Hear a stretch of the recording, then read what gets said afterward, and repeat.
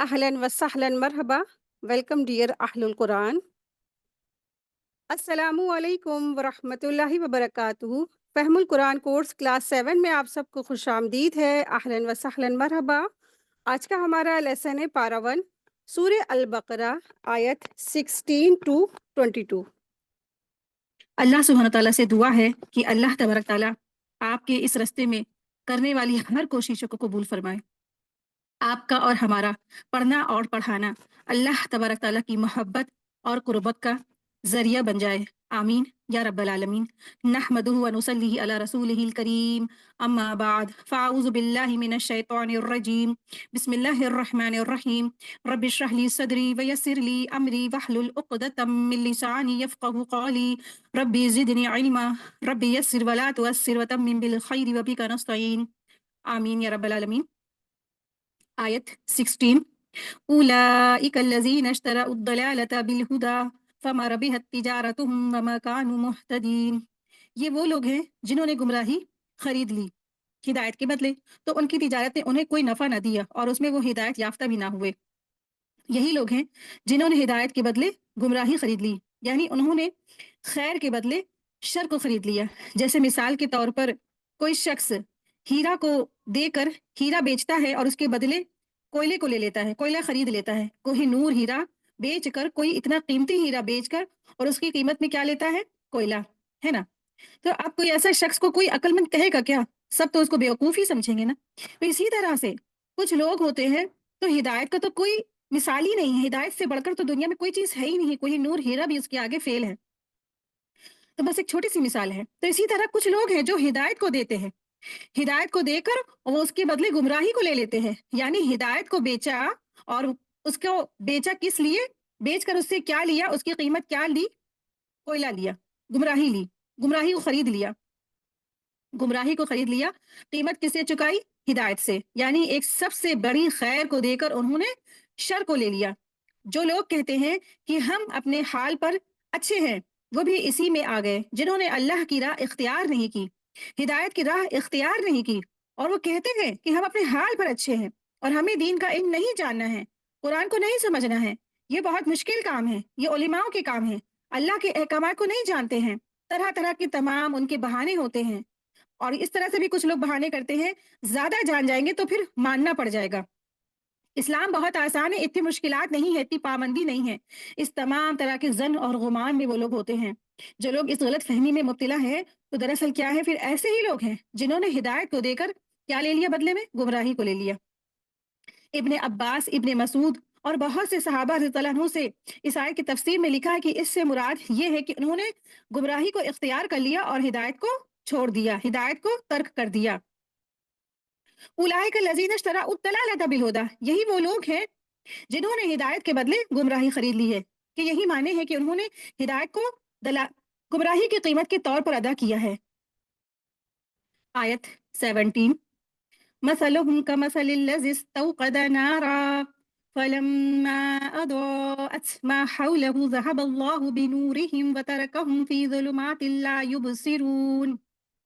ان کی مثال اس شخص کی سی ہے جس نے آگ جلائی، پھر جب اس نے اس کے ارد گرد روشن کر دیا تو اللہ ان کی روشنی لے گیا اور انہیں اندھیروں میں چھوڑ دیا، بس وہ نہیں دیکھ پاتے. آیت 17 اور آیت آگے جو آ رہی ہے 19 میں منافقوں کی مثال دی گئی ہے. دو طرح کی قسموں کی بات آئی ہے. 17 آیت میں بہت زیادہ جو خالص منافق ہے ان کے بارے میں بات ہو رہی ہے، اور آیت نمبر 19 میں کچھ چھوٹے قسم کے منافقین ہیں ان کے بارے میں بات ہو رہی ہے.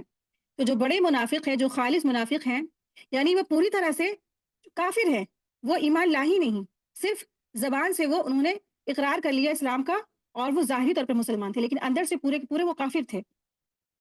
اور آیت نمبر 19 میں جو چھوٹے منافق ہیں، یعنی کہ ہوتے تو وہ منافق ہے، ان کے اندر اتنی شدت نہیں ہوتی ہے، لیکن ان کے اندر دراصل کیا ہوتا ہے؟ شک کی بیماری ہوتی ہے، شکوک و شبہات ہوتے ہیں، وہ نافرمان ہوتے ہیں، منافق ہوتے ہیں، فاسقین میں وہ شامل ہیں. تو اس آیت کے مفسرین کرام میں دو معنی بتائے ہیں. پہلا معنی اندھیری شب ہے، جیسے مثال کے طور پہ اندھیری شب ہے اور قافلہ بھٹک رہا ہے، اور کچھ لوگ بڑی ہمت کرتے ہیں کہ اندھیرے میں بھی ادھر ادھر سے لکڑیاں جمع کرتے ہیں اور آگ کو روشن کر دیتے ہیں، لیکن عین اس وقت جب آگ روشن ہوتی ہے تو کچھ لوگوں کی آنکھوں کی روشنی چھن جاتی ہے۔ پہلے وہ اندھیرے میں تھے اس لیے کہ اب آس پاس کے ماحول میں روشنی نہیں ہے، یعنی وہ پہلے اندھیرے میں تھے کیونکہ ان کے آس پاس روشنی نہیں تھی، لیکن اب آس پاس تو روشنی آ گئی، ظاہری روشنی تو آ گئی، مگر ان کے اندر کی روشنی گل ہو گئی، ان کی آنکھوں کی روشنی چھن گئی، ان کی آنکھوں کی روشنی سلب ہو گئی۔ یہ مثال ہے ان کافروں کی جو اسلام کی روشنی پھیلنے کے باوجود اس سے محروم رہے۔ محمد مصطفیٰ صلی اللہ علیہ وسلم کی آمد سے پہلے ہر طرف جہالت کے گھن گھور اندھیرے تھے، کوئی حقیقت واضح نہیں تھی کہ رسول اللہ صلی اللہ علیہ وسلم تشریف لائے اور انہوں نے آگ روشن کی، یعنی اسلام کا نور سب طرف پھیل گیا، لیکن کچھ لوگوں کے تعصب، حسد، تکبر کی وجہ سے ان کے اندر کی بینائی سلب ہو گئی، ختم ہو گئی، چنانچہ وہ ویسے ہی کہ ویسے بھٹکتے رہے، جیسے پہلے اندھیرے میں تھے وہ اب بھی اندھیرے میں ہیں، روشنی میں تو کون آئے جو مومن تھے۔ دوسری مثال یعنی کہ اس آیت کی دوسرا جو مفہوم ہے وہ اس طرح سے بتایا جاتا ہے کہ جب نبی کریم صلی اللہ علیہ وسلم تشریف لائے تو کچھ لوگ مسلمان ہوئے تھے، لیکن پھر وہ جلد ہی منافق ہو گئے، یعنی یہ آگ جلانے والا جو شخص ہے خود رسول اللہ صلی اللہ علیہ وسلم ہے، جنہوں نے کفر اور گمراہی کے اندھیرے میں اسلام کی شمع کو روشن کیا تھا اور حق اور باطل کو، صحیح اور غلط کو، حرام اور حلال کو، ہدایت اور گمراہی کو بالکل واضح کر کے بتا دیا تھا۔ انہیں سب کچھ صاف طور پر نظر آنے بھی لگا تھا، مگر یہ منافق فائدے پرست ہونے کی وجہ سے اندھے ہو رہے تھے، انہیں روشنی میں کچھ بھی نظر نہیں آ رہا تھا۔ انہی میں سے بعض لوگ ایسے بھی تھے جو مسلمان ہو گئے تھے، لیکن جلد ہی وہ مرتد ہو گئے اور منافق ہو گئے، یعنی رسول اللہ صلی اللہ علیہ وسلم جنہوں نے آ کر اسلام کا نور پھیلایا، اسلام کا نور روشن کیا، انہوں نے اسلام کی روشنی پھیلائی، ماحول بھی روشن ہو گیا، لیکن ان لوگوں کی یعنی منافقوں کے اندر کی جو منافقت ہے اس کی وجہ سے ان کے جو نور، ہدایت کا جو نور پھیلا تھا وہ بجھ گیا، یعنی چاروں طرف تو روشنی ہو گئی لیکن ان کے اندر جو اسلام کا نور جلا تھا وہ بجھ گیا، تو لہٰذا یہ اندھیرے میں ہی رہ گئے۔ اس سے پہلے بھی ہم منافقین کے بارے میں پڑھ چکے ہیں، ان کی کچھ علامتیں اللہ سبحانہ تعالیٰ نے بہت اچھی طرح سے واضح فرما دی ہیں، اب ان کے حال کو مثالوں سے واضح کیا جا رہا ہے۔ کسی بھی چیز کو جب مثالوں سے سمجھا جاتا ہے تو وہ چیز بالکل کلیئر ہو جاتی ہے۔ منافقت جو کہ دل کی حالت ہوتی ہے، منافقت ایک رویے کا نام ہے، منافقت کو ایسی چیز سے سمجھایا جا رہا ہے جس کو ہم جانتے ہیں، ہم مشاہدہ کر سکتے ہیں، یعنی جب روشنی ہوتی ہے تو ہر چیز کی حقیقت سامنے آ جاتی ہے، جب قرآن کا نور، دین کا علم سامنے آتا ہے تو ہمیں اپنی اچھائیاں اور برائیاں سب کچھ نظر آنے لگتی ہیں، اپنی غلطیاں نظر آنے لگتی ہیں، لیکن منافقین کی مثال دی گئی ہے کہ ایسے لوگ جو حق کو فالو نہیں کرنا چاہتے، حق کے مطابق خود کو نہیں بدلنا چاہتے ہیں، وہ حق کو اپنی مرضی کے تابع کرنا چاہتے ہیں، تو ایسے لوگوں کو اس نور سے، اس ہدایت سے، اس روشنی سے کچھ فائدہ نہیں ہوتا، وہ پلٹتے ہی نہیں، اصلاح ہی نہیں کرتے ہیں، حق کی طرف وہ لوٹتے نہیں، اپنی غلطیوں کو وہ چھوڑتے ہی نہیں ہیں۔ آیت 18، سمن بکمن عمیٌ فہم لا یرجعون، ایسے منافقین کیا ہو جاتے ہیں، وہ بہرے ہیں، وہ گونگے ہیں، وہ اندھے ہیں، بس وہ سیدھے راستے کی طرف نہیں لوٹیں گے۔ سمن بکمن عمیٌ فہم لا یرجعون، اور وہ گونگے ہیں، بہرے ہیں، اور وہ اندھے ہیں، اور وہ سیدھے راہ کی طرف لوٹتے ہی نہیں ہیں۔ سمن یعنی وہ بہرے ہیں کہ وہ سنتے نہیں، بکمن کہ وہ گونگے ہیں، وہ بولتے ہی نہیں، عمیٌ وہ اندھے ہیں۔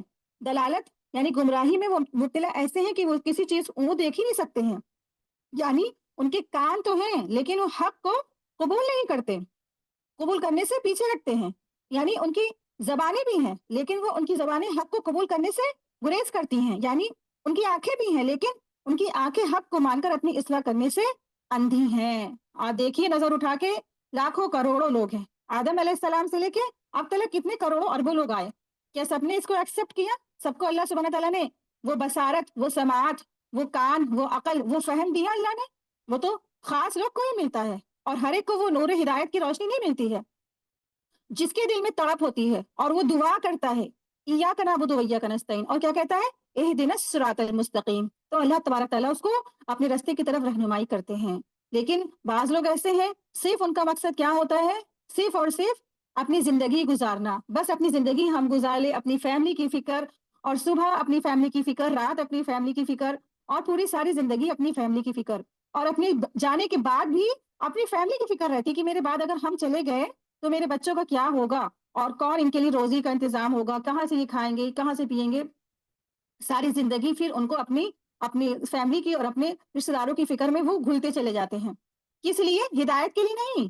وہ اس لیے بولتے ہیں کہ ان کا کھانا پینا رہنا اٹھنا بیٹھنا کیسے ہوگا اس فکر میں.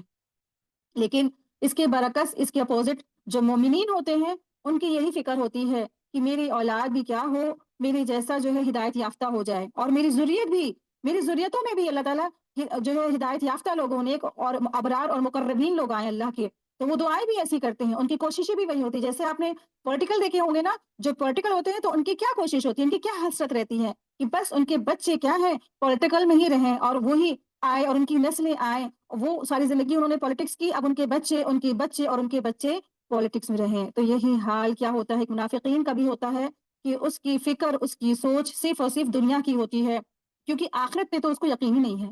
آخرت میں یقین ہوتا بھی ہے تو شکوک و شبہات والا ہوتا ہے. تو بہت زیادہ وہ کیا ہوتے ہیں، ایمان سے خالی ہوتے ہیں.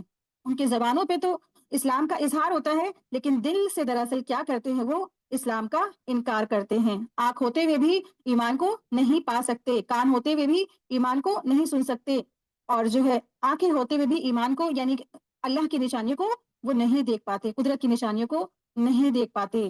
تو یہ ایسے ہیں کہ اللہ سبحانہ تعالیٰ نے ان کی جو ہے آنکھ، کان اور بینائی سب کچھ اللہ سبحانہ تعالیٰ نے سلب کر دی ہے. تو ان کو وہ جو ہے چیزیں نہیں دکھتی ہے جو ایک عام سے نارمل سے انسان کو دکھتی ہے. ان کی مثال ایک اور شخص کی یہاں پہ، ایک اور منافق کی یہاں مثال ہے. آیت دیکھیں، آیت نمبر 19. اور کَصَیِّبٍ مِّنَ السَّمَاءِ فِیهِ ظُلُمَاتٌ وَرَعْدٌ وَبَرْقٌ یَجْعَلُونَ أَصَابِعَهُمْ فِی آذَانِهِم مِّنَ الصَّوَاعِقِ حَذَرَ الْمَوْتِ وَاللَّهُ مُحِيطٌ بِالْکَافِرِینَ. یا ان کی مثال زوردار بارش کی ہے جو آسمان سے آتی ہے، اس میں اندھیرے ہیں، گرج ہے، بجلی ہے، اور وہ بجلی کی کڑک سے سن کر موت کے ڈر سے اپنی انگلیاں اپنے کانوں میں ڈال لیتے ہیں، اور اللہ تعالیٰ کافروں کو گھیرنے والا ہے. یہاں پہ منافق کی ایک اور مثال بیان فرمائی ہے کہ ایک اور مثال ہے جو اللہ تبارک تعالیٰ نے منافقوں کی دوسری قسم کے لیے بیان فرمائی. یعنی کہ دو طرح کے منافق تھے. ایک تو پورا طرح سے جو تھے منافق تھے، پورا زبردست منافق، ان سے مطلب کفر ان کے دل میں رچا بسا تھا، اور وہ ایمان اس لیے لائے تھے کہ بس ان کو فائدے چاہیے تھے، پوری طرح سے وہ کافر تھے. لیکن ایک دوسرے تھے جو وہ ایمان تو لے آئے تھے، وہ اسلام تو لے آئے تھے، لیکن ان کے دل میں کیا تھا؟ تذبذب تھا، شک تھا، ریب تھا. تو پتہ نہیں اللہ ہے نہیں ہے، پتہ نہیں آخرت ہے نہیں ہے، پتہ نہیں رسول اللہ صلی اللہ علیہ وسلم سچے ہیں نہیں ہیں. ایمان ان کے دل میں رچا بسا نہیں تھا، شکوک و شبہات میں وہ مبتلا تھے. یہاں پہ ان کے بارے میں یہاں پہ ذکر کیا جا رہا ہے.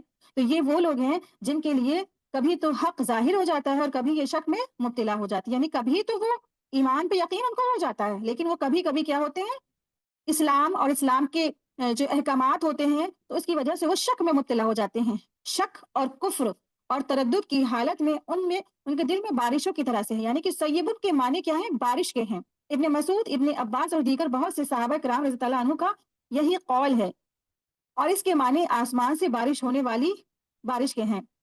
سیبن کے معنی کیا ہے؟ آسمان سے نازل ہونے والی بارش کے ہیں. ظلماتن یعنی اندھیروں کی حالت میں نازل ہوتی ہے، اور ان اندھیروں سے مراد کیا ہے؟ شک، کفر، نفاق اور نفاق کے اندھیرے ہیں. اور ورادو و برق یعنی کہ ورادو سے مراد کیا ہے؟ کڑک ہے، جو خوف کی باعث دلوں پر دہشت طاری کر دیتا ہے. یعنی منافقوں کی یہی حالت ہوتی ہے کہ ان کے پر شدید خوف اور گھبراہٹ ہوتی، اور گھبراہٹ اور خوف کی وجہ ان کے اوپر بہت زیادہ خوف طاری رہتا ہے. اسی لیے فرمایا گیا یجلون اصابعهم فی آذانہم من الصواعق حذر الموت، کہ وہ بجلی کی چمک اور کڑک سن کر موت کے ڈر سے اپنے کانوں میں انگلیاں ٹھوس لیتے ہیں، اور وہ اللہ تعالیٰ ان کو گھیرنے والا ہے. یعنی ان کی یہ احتیاط، ان کی جو گھیراؤ ہے ان کے کچھ کام نہیں آئے گی. ان کی جو احتیاط وہ کرتے ہیں، جو احتیاط کر کر کے اسلام سے بچ بچ کے چلتے ہیں نا، تو ان کی کام نہیں آئے گی، کیونکہ اللہ تبارک تعالیٰ اپنی قدرت کے ساتھ ان کا احاطہ کیے ہوئے ہے، ان کو گھیرے ہوئے چاروں طرف سے، اور یہ اللہ تعالیٰ کی مشیت اور ارادے کے تحت ہے. یعنی کہ جو کافروں کی یہاں پہ یہاں پہ جو منافقوں کی جو مثال ہے، تو کچھ لوگ ہوتے ہیں جو ہدایت کا نور علم آنے کے باوجود بھی وہ نہیں بدلتے ہیں.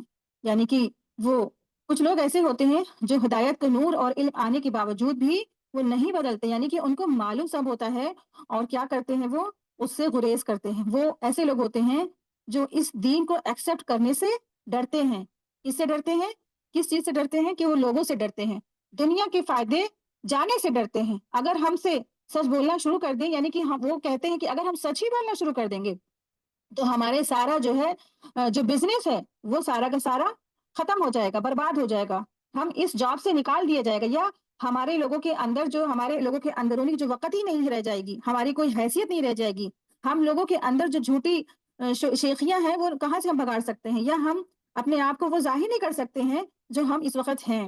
تو ایسی صورت میں جب انہیں پتہ چل بھی جاتا ہے تو وہ آگے نہیں بڑھتے ہیں، اور دین صرف اتنا ہی احکامات لیتے ہیں جن پر چلنا آسان ہوتا ہے، اور وہ اندھیرا آتا ہے تو مشکل وقت آتے ہی تو پیچھے پلٹ جاتے ہیں۔ تو اللہ سبحانہ تعالیٰ نے انہیں مہلت دیے ہیں، اور اللہ تعالیٰ چاہے تو ان کی صلاحیتیں بھی مکمل طور پر سلب کر لے، چھین لے، لیکن اللہ تعالیٰ ان موقعوں پر کیا کرتے ہیں، شاید کہ بندہ جو ہے پلٹ جائے، شاید ہی میرے بندے پلٹ جائیں۔ تو یہاں پہ اس آیت سے مراد یہی ہے کہ کچھ منافقین ہوتے ہیں اور وہ اسلام لاتے ہیں، مسلمان ہوتے ہیں، لیکن جب دین کے کڑک احکامات آتے ہیں، یعنی دین کے احکامات جو آسان ہوتے ہیں تو اس پہ تو عمل کر لیتے ہیں، لیکن جب کڑک یعنی کہ مشکل احکامات آتے ہیں تو اس کے لیے وہ کیا کرتے ہیں، کھڑے ہو جاتے ہیں، رک جاتے ہیں، یعنی کہ اپنے آپ کو کہتے ہیں کہ نہیں اتنا مشکل کیسے ہے، ہم کیسے فالو کریں، اور یہ نہیں ہے اتنا سخت نہیں، اس طرح سے ان کا رویہ ہوتا ہے۔ تو دین آسان آسان تو لے لیتے ہیں، جہاں مشکلات آتی ہے دین میں اس سے وہ پھر جاتے ہیں۔ تو ان کی مثال یہاں بتائی اللہ سبحانہ تعالیٰ نے کہ یہ لوگ کیا ہیں، اس طرح سے ہیں۔ آیت دیکھیں، آیت نمبر ہے 20۔ يكاد البرق يخطف أبصارهم كلما أضاء لهم مشوا فيه وإذا أظلم عليهم قاموا ولو شاء الله لذهب بسمعهم وأبصارهم إن الله على كل شيء قدير۔ قریب ہے کہ بجلی اچک لے ان کی آنکھیں، جب بجلی ان پر چمکتی ہے تو اس روشنی میں وہ چلنے لگتے ہیں، اور جب ان پر اندھیرا ہوتا ہے تو وہ ٹھہر جاتے ہیں، اور اگر یہ چاہے تو ان کے کان، ان کی آنکھ چھین لی جائے، اور اللہ تعالیٰ یقیناً ہر چیز پر خوب قدرت رکھنے والا ہے۔ تو کلما اضاء لهم مشوا فیہ، اسلام کو جب بھی عزت اور سر بلندی ملتی ہے تو ان منافقوں کو اتنا زیادہ جو ہے اطمینان ہونے لگتا ہے۔ تو جیسا کہ آپ لوگوں کو بتایا بھی تھا کہ جب آپ صلی اللہ علیہ وسلم مدینہ ہجرت کر کے آئے تھے، مکہ میں کوئی بھی منافق نہیں تھا، کیونکہ مکہ میں جو ہے کھلا کھلا لوگوں نے انکار کر دیا، اور وہاں پہ اسلام بہت کمزور تھا۔ لیکن جب آپ صلی اللہ علیہ وسلم مدینہ ہجرت کر کے آئے، 18-19 مہینے کے بعد جب جنگ بدر واقع ہوئی، اور جنگ بدر میں کافی سارا مال غنیمت ہاتھ آیا، تو کچھ کافروں نے اسلام کو قبول کر لیا۔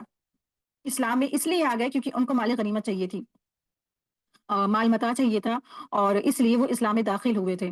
تو جب داخل ہوئے تو اسلام میں جب ان کو سربلندی ملی، عزتیں ملی، اور تو پھر یہ کیا ہوئے، تو وہ اسلام میں داخل ہو گئے اور انہوں نے اسلام کو تھام لیا۔ لیکن جب ان کے پاس وہی بات ہے کہ مشکل احکامات آئے اور ان سے کہا گیا اب اگلی جو جنگ ہے، جنگ احد میں آپ کو چلنا ہے، جنگ احد میں آپ کو سامنے اپوزیشن سے مار کاٹ کرنی ہے، لڑنا ہے، اپنی جان آپ کو دینی بھی پڑ سکتی ہے، تو پھر کیا ہوا، سب کے سب کیا تھے، پھر گئے بہانے بنا کے، اور اپنے جو ہے ہیلے اور تعویلیں کر کے وہاں سے رفو چکر ہو گئے سارے کے سارے منافقین۔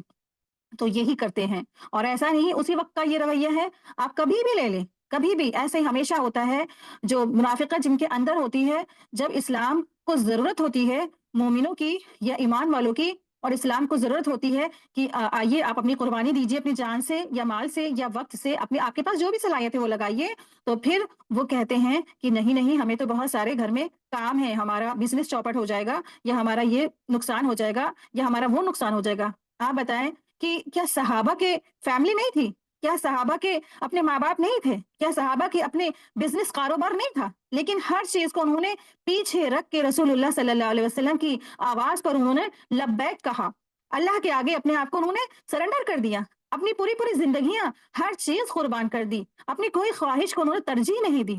تبھی تو اللہ سبحانہ تعالیٰ نے ان کو اتنا بڑا آنر سے نوازا کہ اللہ ان سے راضی ہو گیا۔ اتنا بڑا آنر کس کو مل سکتا ہے؟ کیونکہ ان کی قربانیاں بہت بڑی تھیں، وہ مقربین میں سے تھے، اور جو بھی بعد والوں میں سے جو بھی آپ صلی اللہ علیہ وسلم سے اللہ سے شدید محبت کرے گا، اور رسول اللہ صلی اللہ علیہ وسلم سے سچی محبت کرے گا، اور پھر وہی عمل کرے گا جو اللہ اور اس کے رسول نے کرنے کو کہا ہے، رسول اللہ صلی اللہ علیہ وسلم کی سچی اتباع کرنے والا ہوگا، اللہ کے احکامات کو بجا لانے والا ہوگا، اور ویسے ہی اپنی جو ہے اس کی صفات ہوگی جیسے صحابہ کی ہوا کرتی تھی، تو وہ ایک عام انسان بھی انہی کی کیٹیگری میں لایا جا سکتا ہے، آ سکتے ہیں، ان کو بھی وہ آنر مل سکتا ہے۔ تو ان کے جیسا لیکن آج کس کے اندر ہے کہ وہ ایسی قربانیاں کرے؟ کس کے اندر وہ جذبہ ہے وہ ایسا کر سکتا ہے؟ کیوں؟ کیونکہ انسان इन चीज़ों को पढ़ता ही नहीं है, इन चीज़ों के मुताला नहीं करता है, इनके बारे में नॉलेज नहीं इकट्ठी करता है। वो क्या पढ़ते हैं आजकल के यूथ मैगज़ीन्स पढ़ते हैं, अब तो मोबाइल्स में सारी बुक्स हो गई, नेट पे सारी बुक्स हो गई। इसमें अपनी सारी एनर्जी और अपनी सारी कुव्वतें लगाते हैं। आप किसी बच्चे से पूछिए कि ज़रा बताओ रसूलुल्लाह सल्लल्लाहु अलैहि वसल्लम की बेटियों के क्या नाम थे या उनके बेटों के क्या नाम थे? किसी को नहीं मालूम है, कोई नहीं बता पाएगा। या बताएँ इस्लाम की जंग, सबसे पहली जंग जो उसकी नाम क्या है ज़रा बताएँ? तो वो बिल्कुल कासिर हैं, वो नहीं बता सकते हैं। क्यों? क्योंकि उन्होंने इसका मुताला नहीं किया है। किधर जा रही है हमारी जनरेशन? आप सल्लल्लाहु अलैहि वसल्लम ने अपनी सारी ज़िंदगी इस्लाम को फैलाने में लगा दी, लोगों को बात पहुँचाने में लगा दी और उसी मिशन को लेके सहाबा भी उसको आगे लेके बढ़े। सहाबा की कुर्बानियाँ इतनी ज़्यादा थी और उसके बाद उलमा और आलिम और तबा ताबाइन ने अपनी पूरी ज़िंदगियाँ लगा दी। ये कुरान आपके पास और हमारे पास आज जो मौजूद है इस शक्ल में, इस अल्हम्दुलिल्लाह ये भी उन्हीं की कुर्बानियों का ही नतीजा है। सबने अपनी-अपनी ज़िंदगियाँ, अपना वक़्त सब कुछ कुर्बान किया। आज हमारे अंदर और आपके अंदर क्या कुर्बानी करने का जज़्बा है? नहीं। क्यों? क्योंकि हमें उससे मोहब्बत नहीं है। जिससे मोहब्बत होती है, उसके लिए अपनी हर चीज़ कुर्बान करता है। आप सोचें कि अगर एक किसी शख़्स से आप मोहब्बत करते हैं शदीद, तो अपनी हर वो चीज़ आप ख़्वाहिश कुर्बान करते हैं कि नहीं करते हैं? क्या अल्लाह से मोहब्बत नहीं है? क्या रसूल से मोहब्बत नहीं है? तो जब अल्लाह रसूल से मोहब्बत अगर होगी, तो अपनी हर चीज़ इंसान कुर्बान कर देगा। लेकिन मुनाफ़िकों को क्या था? ना अल्लाह से मोहब्बत थी, ना रसूल से मोहब्बत थी, ना इस्लाम से मोहब्बत थी। तो वो क्या थे? सिर्फ़ और सिर्फ़ माल के मुरीद थे। सिर्फ़ उनको माल से मोहब्बत थी, सिर्फ़ उनको जायदाद से मोहब्बत थी। उनको सिर्फ़ और सिर्फ़ प्रॉपर्टीज़ और बाग और बगीचों से, महलात से मोहब्बत थी। इन फ़ायदों को हासिल करने के लिए वो क्या हुए? इस्लाम पर वक़्ती तौर में दाख़िल हो गए थे। लेकिन जब कड़े अहकामात अल्लाह के आते थे, तो फिर वो क्या करते थे? उससे पीछे मुँह मोड़ जाते थे। जब वो ज़माना क्या था, 10 साल तक जब हिजरत करके आप सल्लल्लाहु अलैहि वसल्लम गए हैं मदीना में, तकरीबन 9 साल तक जंगें होती रहीं। हर बार पहल कुफ़ारे मक्का ने किया था। कुफ़ारे मक्का ही ने लोगों को भड़काया और जो है सबसे पहले पहल करने वाले कुफ़ारे मक्का थे। हर बार इस्लाम मुसलमानों ने तो सिर्फ़ जवाब दिया था। और इस दरमियान में जो मुश्किलात आई, जो शहादतें हुई, तो उनको बड़ी बड़ी खुशनसीब हुए वो। लेकिन जब मुनाफिकीन जो थे क्या थे? उन्होंने इससे पीठ फेर के उन्होंने कहा, "हमारे घर में बच्चे हैं, हमारे घर में बिज़नेस है, हमारा जो है बाग पक्का खड़ा है, हमें फसल अपनी काटनी है।" इस तरह से वो बहाना बना के चले जाते थे। हर जंग में मुनाफिक कभी भी साथ नहीं गए, सिवाय एक जंग के। जंगों से बहुत बहुत ज़्यादा भागते थे। और आज आप देखें अपना हम और आप अपना जायज़ा लें, क्या हम और आप इस्लाम के लिए अपनी जान, माल, वक़्त कुर्बान कर सकते हैं? कुछ नहीं करते। अगर कुछ नहीं करें तो हमारा एक्स्ट्रा का जो वक़्त है, जो हम अपने घर के काम-काज करने के बाद जब हम फ्री हो जाते हैं, तो कम से कम उस खाली वक़्त में अल्लाह की और रसूलुल्लाह सल्लल्लाहु अलैहि वसल्लम की बातें जानें, कुरान जानें, इसको समझें, फिर इसको उन लोगों तक पहुँचाएँ। बहुत जहालत है, बहुत लाइल्मी है। हो सकता है आपके गली मोहल्ले में, हो सकता है आपके मोहल्ले में, हो सकता है आपके शहर में बहुत ज़्यादा जहालत फैली हो, तो आप इसको पढ़िए और लोगों को पहुँचाइए। कुछ नहीं कर सकते हैं तो तर्जुमे से कुरान ही लोगों को पढ़ना सिखा दीजिए। उनकी लैंग्वेज में पढ़ना सिखा दीजिए। अगर उर्दू नहीं आती है तो उनको हिंदी में सिखा दिए। उनको हिंदी भी नहीं आती, उर्दू भी नहीं आती तो उनको इंग्लिश में बताइए। आपकी जो भी सलाहियतें अल्लाह ने दी है तो इनको लगाइए। तो ये क्या होगा? ये अल्लाह सुब्हानहू व तआला आपका ये मेहनत पढ़ना पढ़ाना सीखना सिखाना इसको अल्लाह सुब्हानहू व तआला ज़रूर कबूल फरमाएँगे। क्योंकि सहाबा का मिशन क्या था? आप सल्लल्लाहु अलैहि वसल्लम का मिशन ही यही था, लोगों को बात पहुँचाना, मुबल्लिग थे बहुत ज़्यादा, बहुत बड़े तबलीग करने वाले। अल्लाह सुब्हानहू व तआला ने उनको बशीर व नज़ीर बना के भेजा था। तो लोगों को तबलीग करने आए थे। फिर आप सल्लल्लाहु अलैहि वसल्लम का मिशन यानी कि लोगों को बात पहुँचाने का मिशन सहाबा लेके उठे। फिर सहाबा के बाद ताबा ताबाई लेके उठे, फिर ताबा ताबाई के बाद उलेमा लेके उठे और उनके बाद जो ईमान लाएगा, वो इस मिशन को सर अंजाम देगा, तो वो ज़रूर उन्हीं की कैटेगरी में रखा जाएगा इंशाअल्लाह ताला। तो अल्लाह सुब्हानहू व तआला से दुआ है कि अल्लाह तबारक तआला हम सबको मुनाफ़िक़त के एक-एक दर्जे से, एक-एक सिफ़ात से हिफ़ाज़त फ़रमाए और हम सबको अल्लाह सुब्हानहू व तआला मुख़लिस मोमिन बनाए। आमीन या रब्बल आलमीन। तो यहाँ पे जो मुनाफ़िक़ीन थे, तो वो यहाँ पे तो जो भी ईमान नहीं लाए और उन्होंने कुफ़्र का इख्तियार किया, कुफ़्र को ज़बान पे छुपाया लेकिन दिल में उन्होंने कुफ़्र का रवैया इख्तियार किया यानी कि मुनाफ़िक थे। ज़बान पर उन्होंने झूठ-मूठ कहा कि हम इस्लाम ले आए, लेकिन दिल में क्या था उनके? मुनाफ़िक़त थी। तो अब्दुल्ला बिन मसूद बताते हैं कि वो कैसा होगा जब जिसका जैसा ईमान होगा उसको उसी हिसाब से उसको आखिरत में उसको नूर दिया जाएगा। क्योंकि मुनाफ़िकों के अंदर तो ईमान था ही नहीं। तो वो नामाए आमाल के हिसाब से यानी कि पुल-सिरात से जब वो गुज़रेंगे, अपने अमाल के हिसाब से वो पुल-सिरात से जब जो है मुनाफ़िक और ईमान वाले सबका वहाँ से गुज़र होगा। हर इंसान उस पुल-सिरात के रास्ते से गुज़रेगा। سارے کے سارے انسان پل صراط کے راستے سے گزارے جائیں گے۔ عبداللہ بن مسعود رضی اللہ عنہ بتاتے ہیں یس آ نورہم بین ایدیہم، سورہ حدید آیت نمبر 12 میں آتا ہے کہ کہتے ہیں کہ ہر انسان کا جو نور ہوگا اس کے آگے آگے دوڑے گا، اس کا وہ نور جو دنیا میں وہ ایمان لا کے اس نے اس پہ یقین کیا تھا، ایمان لا کے اس نے جو یقین کیا، جتنا جس کا یقین آخرت پر اس کا اتنا زیادہ نور ہوگا، جس کا آخرت میں ایمان کم ہوگا اس کا اتنا کم نور ہوگا، تو وہ اپنے اعمال کے حساب سے پل صراط پر گزرے گا۔ کچھ لوگوں کا نور تو پہاڑ کی طرح ہوگا اور کچھ کا کھجور کے درخت کے مانند ہوگا۔ سب سے کم نور اس شخص کا ہوگا جس کی روشنی اس کے انگوٹھے میں ہوگی اور وہ کبھی بھی جل بھی رہی ہوگی اور کبھی وہ بجھ رہی ہوگی، بجھ جاتی ہوگی۔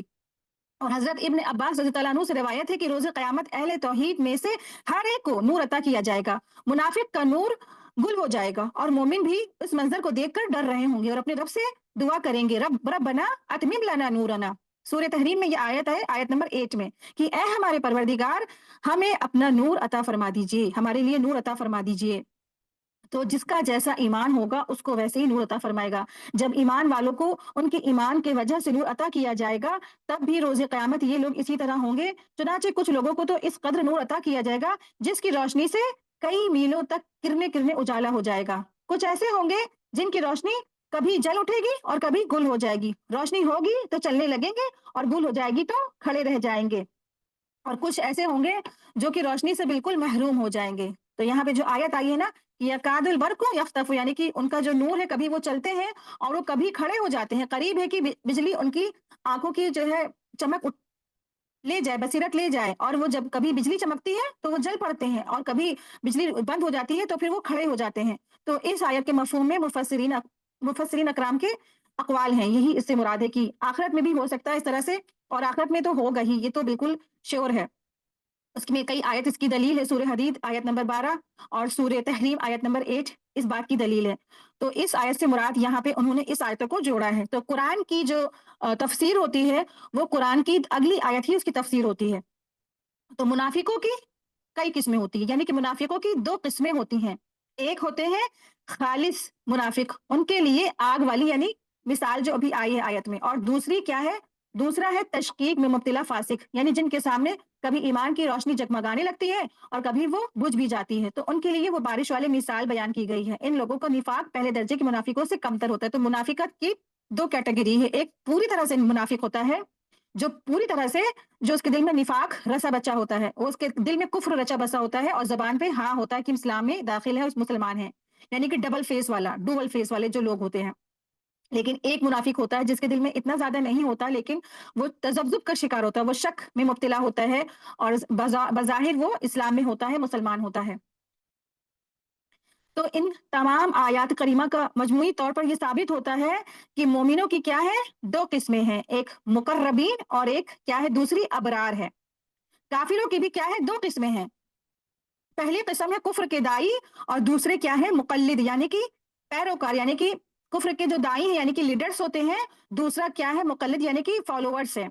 اور منافق کی بھی دو قسمیں ہیں، پہلا ہے خالص منافق یعنی کہ پیور منافق، اور پھر دوسرا وہ ہے کہ جس میں نفاق کا کوئی ایک حصہ، کوئی ایک بات ہو، جیسے صحیح بخاری کی حدیث میں آتا ہے، عبداللہ بن عمر رضی اللہ عنہ سے روایت ہے کہ نبی کریم صلی اللہ علیہ وسلم نے فرمایا چار خصلتیں ایسی ہیں جس میں یہ ہوں وہ پکا خالص منافق ہے، یعنی کہ چاروں میں سے ایک بھی ہے یا چاروں ہی ہوں، اور جس میں ان میں سے کوئی ایک ہو تو اس میں نفاق کی ایک خصلت موجود ہے، یعنی کہ اگر چاروں ہیں تو پکا منافق ہے، اور چاروں میں سے کوئی ایک ہے تو اس میں منافقت کی ایک خصوصیات یعنی کہ کوالٹیز یعنی کہ خصلت موجود ہے، حتیٰ کہ اسے وہ ترک کر دے، اگر وہ ترک کر دیتا ہے تو ٹھیک ہے، وہ مومن کی کیٹیگری میں آ سکتا ہے۔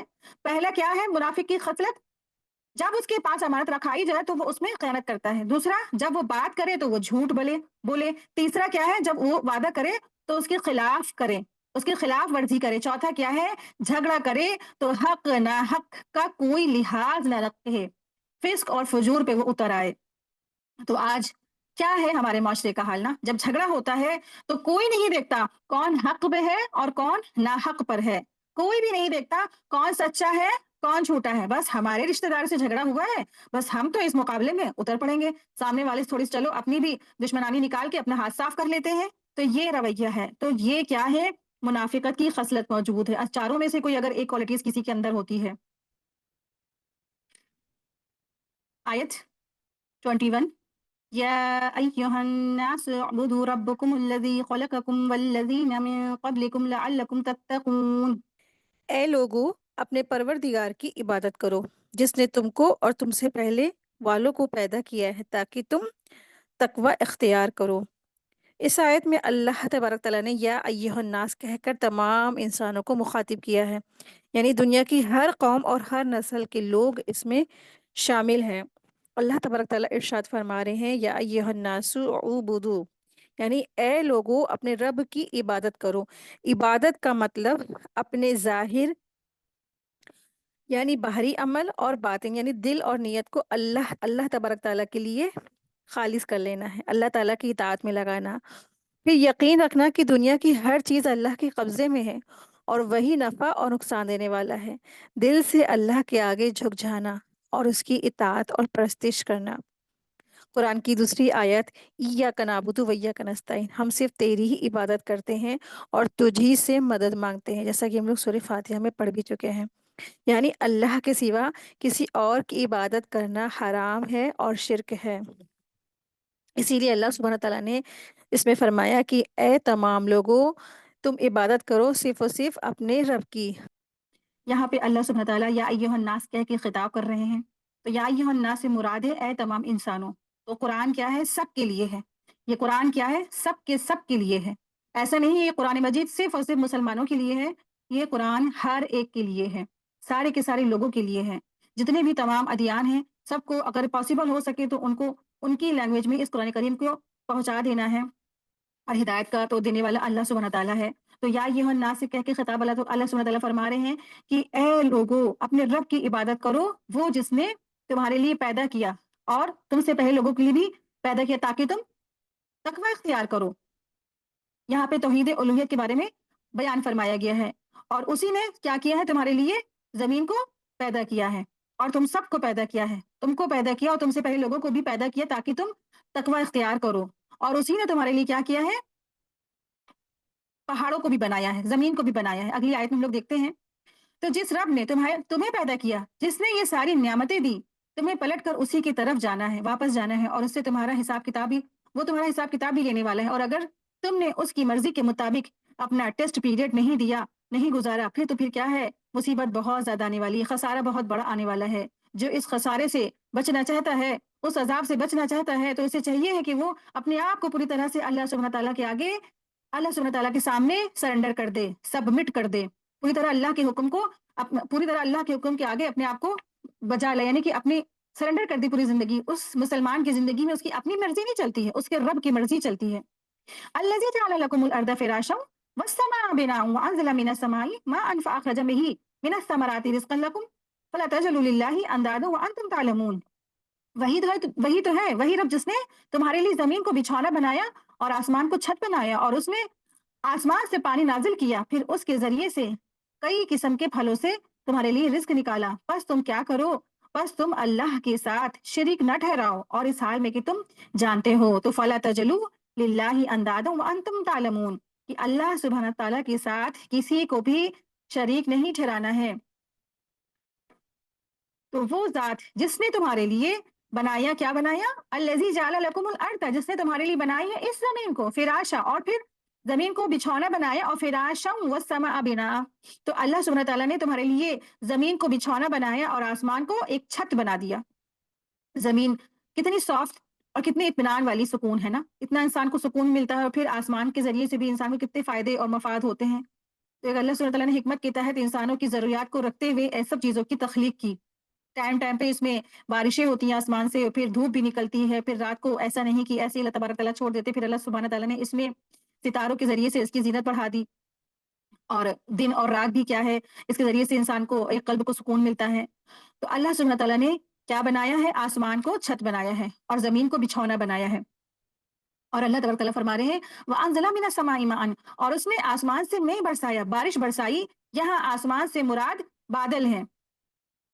यानी जब बंदों को उसकी ज़रूरियात होती है तो वो बारिश नाज़िल फरमा देता है और बारिश उसके बाबरकत पानी से अनवा अक़साम की फसलों और फलों को पैदा फरमाता है, जो इंसानों के लिए भी और उनके जानवरों के लिए भी खाने के काम आते हैं, जैसा कि रोज़मर्रा का मुशाहिदा होता ही है।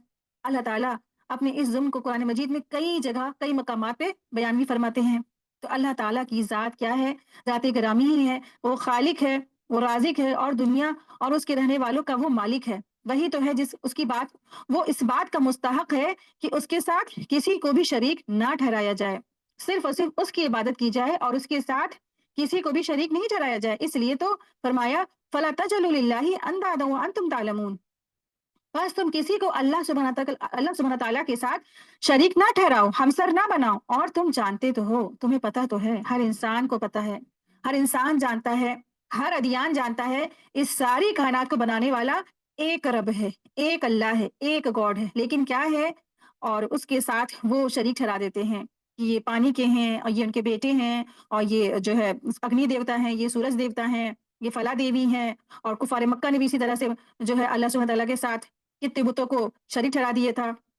پھر یہود نے بھی یہی کیا تھا، بچڑے کو معبود بنا لیا تھا، پھر اس کے بعد عزیر علیہ السلام کو وہ جو اللہ کا بیٹا انہوں نے کہا، پھر اسی طرح سے عیسیٰ علیہ السلام کو لوگ، نصارہ نے عیسیٰ علیہ السلام کو اللہ کا بیٹا کہا، اور اسی طرح سے آج بھی آپ دیکھیں نظر اٹھا کے کہ کوئی انسانوں کو پوجتا ہے، تو کوئی پتھروں کو پوجتا ہے، تو کوئی ایسی چیزوں کو پوجتا ہے کہ گھوڑا، گدھا، گائے، بلی، چوہا، تمام طرح کے لوگ کیا کیا پوج رہے ہیں۔ عقل حیران ہو جاتی ہے کہ ایک جانور پوجے جا رہے ہیں، ایک ایسی چیزوں کی جو ہے عبادت کی جا رہی ہے۔ اور اگر دیکھا جائے تو ہم مسلمان بھی سب سے پیچھے نہیں ہیں، ہم مسلمان بھی کیا ہیں، زبردست اس میں مبتلا ہیں۔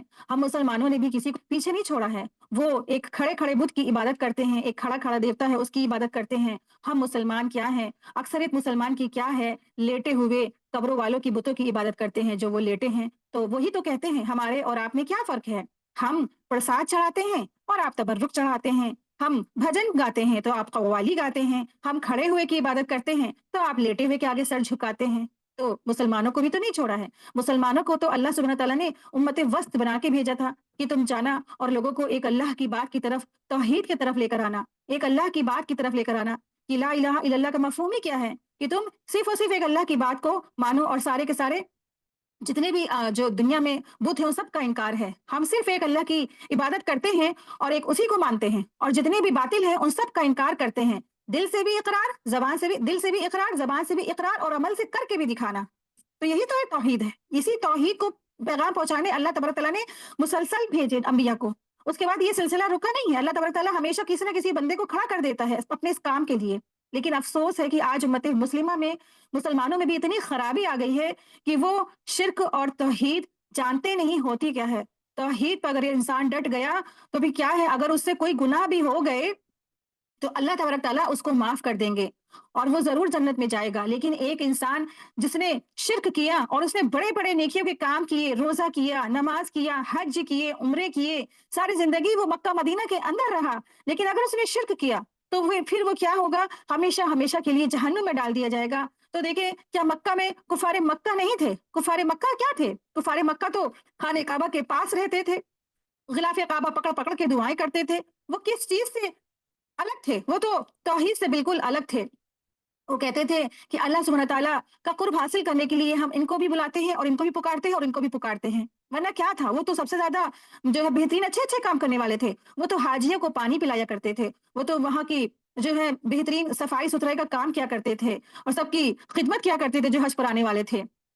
تو اتنے اچھے اچھے کام کرنے کے بعد بھی اللہ تبارک تعالیٰ نے ان کے سارے اعمال کو رد کر دیا اور کفار بن گئے، مشرکین بن گئے۔ اور قرآن کریم میں بہت جگہ ان کے بارے میں ذکر ہے، ان کے بارے میں آیتیں اللہ تعالیٰ نے نازل فرما دی۔ اور آج اسی وجہ سے، کیوں؟ کیونکہ انہوں نے شرک کیا تھا۔ اللہ تعالیٰ کو تو وہ مانتے تھے، لیکن انہوں نے ایک اللہ کی بات کو قبول نہیں کیا تھا، ایک اللہ کی بات پہ ڈٹ نہیں گئے تھے، اور اللہ سبحانہ تعالیٰ کے ساتھ غیر اللہ کو شریک ٹھہراتے تھے، اندادا یعنی کہ جو اللہ تعالیٰ کے ساتھ ہمسر ٹھہراتے تھے۔ تو اللہ سبحانہ تعالیٰ نے فرما دیا ہے، سارے انسانوں سے خطاب ہے، اے لوگو اپنے رب کی عبادت کرو، اس رب کی جس نے تم کو پیدا کیا ہے۔ تو جس نے تم کو پیدا کیا ہے، اور جو تم سے پہلے تم سے پہلے لوگوں کو بھی اسی نے پیدا کیا ہے، تو وہ رب اس کا مستحق ہے کہ صرف اور صرف اس کی عبادت کی جائے۔ تو یہاں پہ توحید الوہیت کی صفات ہے، توحید الوہیت کے بارے میں بتایا جا رہا ہے ان دونوں آیتوں میں، اور یہی جو ہے الہ کی پہچان ہے۔ ایک الہ کیا ہوتا ہے؟ جس نے انسانوں کو پیدا کیا، وہ جو رب ہے جس نے سب کو پیدا کیا، اور پیدا کر کے کیا کیا؟ ایسے ہی چھوڑ نہیں دیا اس کو، اس کے لیے اس نے ہر چیز کا انتظام کیا جو اس کی ضروریات تھی، اس کا کھانا پینا رہنا سہنا ہر چیز کا۔ تو بھلا بتاؤ کہ تم نے پھر اللہ تبارک تعالیٰ کے ساتھ غیر اللہ کو کیوں شریک ٹھہرایا؟ کس بات سے تم اس طرح سے اللہ سبحانہ تعالیٰ کے ساتھ اوروں کو شریک ٹھہراتے ہو؟ ہر طرح سے اللہ سبحانہ تعالیٰ کے ساتھ شرک کرنے سے بچے، بہت بڑا کبیرہ گناہ ہے۔ شرک ایسا گناہ ہے جو اس حالت میں مر گیا اس کی معافی نہیں ہے، اس کی معافی نہیں ہے، جنت اس پہ حرام کر دی گئی ہے، اور وہ جہنم میں ہمیشہ ہمیشہ ہمیشہ کا وہ اس کا ٹھکانہ ہو جائے گا۔ اسی لیے اللہ تبارک تعالیٰ نے سارے جو اہل القرآن، جو مبلغ دین ہیں، ان کو یہ ان کے کاندھوں پہ ذمہ داری دی ہے کہ وہ لوگوں کو بات پہنچا دیں۔ اور رسول اللہ صلی اللہ علیہ وسلم نے حجۃ الوداع کے موقع پہ بھی کہا تھا جو یہاں پہ موجود ہوں وہ بعد والوں کو پہنچا دیں، اور وہ جو بعد والوں کو پہنچا دیں۔ تو کام کیا ہے ہمارا آپ کا؟ تبلیغ کرنا ہے، لوگوں کو توحید کی طرف لانا ہے، لوگوں کو ایک اللہ کی طرف لانا ہے، اور کسی ایک غیر مسلم کی طرف بھی بات پہنچانی پڑے تو اس سے بھی ہمیں پیچھے نہیں ہٹنا ہے، اور سب کو بات پہنچانی ہے۔ جو اسلام میں غلط فہمیاں پھیلا دی ہیں لوگوں نے، ان سب کی غلط فہمیوں کو ختم کرنا ہے، لوگوں کو قرآن کریم سے جوڑنا ہے۔ آج مسلمان قرآن سے کیوں بھاگتے ہیں؟ کہتے ہیں اسلام میں بہت فرقے ہیں، یہ ہے فرقہ اور وہ ہے فرقہ، ہم قرآن پڑھیں گے تو ہم بھی کہیں فرقوں میں نہ پڑ جائیں، فرقہ واریت میں نہ پڑ جائیں۔ آپ سوچیں کہ ان سب تمام یہ جو باتیں اٹھی ہیں اسی وجہ سے انسان قرآن سے پیچھے ہو گیا، اور غیر مسلم تو ان کو تو فائدے ہی مل گیا، وہ قرآن پڑھتے ہیں، خوب پڑھتے ہیں، اس میں کمیاں نکالتے ہیں، وہ 24 آیتیں انہوں نے نکالی، اس کو ہائی لائٹ کیا ہوا ہے اور اس کا پرچار کرتے ہیں کہ ان کے قرآن میں ایسا ہے، ان کے قرآن میں ایسا ہے۔ کہاں گئے مسلمان جو قرآن پڑھ کے لوگوں کو تبلیغ کریں کہ نہیں یہ آیتیں اس لیے نازل نہیں ہوئی، یہ اس لیے نازل ہوئی ہیں، یہ اس کانٹیکس میں آیت نازل ہوئی ہیں؟ تو کیوں نہیں پڑھتے قرآن مجید؟ جو آپ غیر مسلم آپ کو اس طرح سے چیلنج دیتا ہے تو ان کا چیلنج کا کم سے کم آپ جواب تو دے سکیں کہ نہیں یہ آیت اس سلسلے میں نازل ہوئی ہے، اس سلسلے میں بات آئی ہے۔ اگر اللہ تعالیٰ اگر جو اسلام آتنکواد ہوتا، اور اگر اسلام گنہگار ہوتا، اور اگر اسلام جو ہے اس میں یہی بتایا گیا ہوتا کہ سب کو مار ڈالو، تو تمہارا زندہ ہونا، تمہارا موجود ہونا ہی کیا ہے؟ اس کا یہ بات کا ثبوت ہے کہ اسلام آتنکواد نہیں سکھاتا ہے۔ اگر قرآن میں یہ آیت ہے کہ سارے مشرکینوں کو مار ڈالو، تو آپ سوچیں ذرا، اللہ کے رسول صلی اللہ علیہ وسلم کے اپنی جو صحابہ جو تھے ان کے اوپر اپنی جان نثار کرنے والے جان نثار صحابہ تھے، تو کسی مشرکین مکہ کو کیا چھوڑتے؟ سب کے سب کو ختم کر ڈالتے، مار ڈالتے، کوئی بھی ایک غیر مسلم نہیں بچتا، سارے یہود مار دیے جاتے، سارے نصارہ مار دیے جاتے، سارے کفار مار دیے جاتے، صرف اور صرف دنیا میں اسلام قائم کر دیا جاتا۔ لیکن اس بات کی یہ دلیل ہے، سب کا موجود ہونا دلیل اس بات کی ہے کہ اسلام کیا ہے؟ آتنکواد نہیں سکھاتا ہے، اسلام تو صرف کیا ہے؟ امن پرست ہے، اسلام کیا ہے؟ محبت سکھاتا ہے، اسلام کے اندر تفرقہ کی کوئی جگہ نہیں ہے۔ جو بھی بات آپ کو قرآن اور سنت سے ملے کیا ہے بس اس کو تھام لیجئے، پھر کسی بھی امام کی آپ پیروی کر لیجئے، آپ حق پہ ہوں گے۔ تو اگر آپ سب سے زیادہ بیسٹ تو یہی ہے کہ اگر آپ قرآن مجید کو فالو کریے اور سنت کو فالو کیجیے، یعنی قرآن اور حدیث کو فالو کیجیے، اور پھر آپ کسی بھی امام کی پیروی کر لیجئے، کبھی بھی اختلافات میں مت پڑھیے۔ اور کیا ہے، انسان اس چیز کے لیے ضرور جو ہے خیر خواہ رہے کہ اس کے آس پاس جو چیز کی جو توحید پہ لوگوں کو لائے، شرک سے لوگوں کو بچا لے، شرک سے اپنے آپ کو بچا لے، شرک سے اپنے بچوں کو بچا لے، شرک سے اپنے آس پڑوس کے لوگوں کو بچا لے، شرک سے پورے خاندان کو بچا لے، شرک سے پورے محلے کو بچا لے، اور توحید کا پیغام سب طرف پہنچائے۔ اس کے لیے کیا ہے، ایک انسان اپنی جہاد کے لیے پرزور کوشش کرے، یہی تو جہاد ہے، یہی تو جہاد صحابہ نے کیا تھا، یہی تو جہاد رسول اللہ صلی اللہ علیہ وسلم نے پھیلانے کے لیے صحابہ کو تیار کیا تھا، اس کے بعد والوں کو تیار کیا تھا۔ کون کرے گا؟ آج ہمارا اسلام کیا ہے؟ یتیم ہو گیا ہے۔ کیوں؟ کیونکہ اس کا کوئی نہیں ہے۔ آج سارے مسلمان کیا چاہتے ہیں؟ صرف اور صرف دنیا چاہتے ہیں، دین کے لیے کوئی خیر خواہ کوئی بڑا انسان نہیں اٹھتا ہے۔ اسی لیے آج ہمارا اسلام اسی لیے نیچے ہو گیا اور پورے جو دوسرے ادیان ہیں اوپر ہو گئے۔ کیوں؟ کیونکہ آج جو مسلمان کے کاندھوں پہ ذمہ داری ڈالی گئی تھی وہ کیا ہے، لوگوں نے اسے بالکل بھول گئے ہیں۔ اس کو آپ دیکھیں کہ ایک مسلمان کو قرآن کی آیتیں نہیں معلوم ہے، لیکن ایک غیر مسلم نے سارا کا سارا اس کا مطالعہ کر رکھا ہے، اس کو سب کچھ معلوم ہے، اور جب اس کو چیلنج دیتا ہے تو کہتے ہیں ہم کو تو پتہ ہی نہیں ہے۔ ہاں بھائی، ہو سکتا ہے آپ صحیح کہہ رہے ہیں کیونکہ ہم نے تو قرآن پڑھا ہی نہیں ہے۔ کتنی زبردست انسلٹ ہے کہ آپ کا ریلیجس اور آپ کا قرآن اور آپ کو اس کی آیتوں کے بارے میں معلوم نہیں ہے۔ کتنی زیادہ، اس سے زیادہ انسلٹ ہونے والی کیا بات ہو سکتی ہے؟ تو میری پیاری بہنوں، سب قرآن پڑھیے اور پڑھائیے، اپنے بچوں کو بھی ضرور تعلیم دیجیے۔ اللہ سبحانہ تعالیٰ سے دعا ہے کہ اللہ تبارک تعالیٰ ہم سب کو ایمان کے ساتھ خاتمہ عطا فرمائے، اور شرک سے ہمیں اور آپ کو اور ہم سب کی اولادوں کو، سب کے سب کو بچائے، آمین یا رب العالمین۔ اور ہر طرح کے نفاق سے بھی ہم سب کی حفاظت فرمائے۔ اللہ سبحانہ تعالیٰ ہم سب کو پورا ایمان کے ساتھ اور اپنی رضا کے ساتھ، اپنی ایمان کے ساتھ شہادت کی موت نصیب فرمائے۔